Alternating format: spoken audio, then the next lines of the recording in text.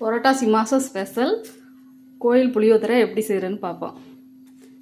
கடலைப்பருப்பு போட்டுக்கிறேன், உளுந்தம்பருப்பு போட்டுக்கிறேன், கொஞ்சம் வறுத்துக்குவோம். மல்லி கொஞ்சம், மிளகு கொஞ்சம், வெந்தயம் கொஞ்சம் போட்டு வறுத்துக்குவோம். வறுபட்டுருச்சு, இதை எடுத்துக்குவோம். எள்ளு கொஞ்சம் போட்டு வறுத்துக்கிறேன்.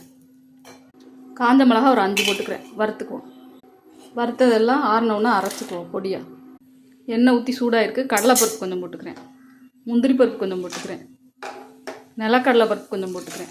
3ஐயும் வறுத்துக்கிறேன். அந்த எண்ணெயோட நல்லெண்ணெய் ஊற்றிக்கிறேன்.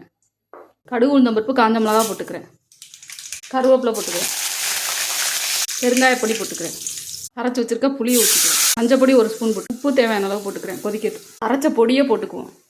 பொடிச்ச வெல்லம் கொஞ்சம் போட்டுக்கிறேன். சாதத்தையும் பருப்பையும் போட்டு கிளறிக்குவோம்.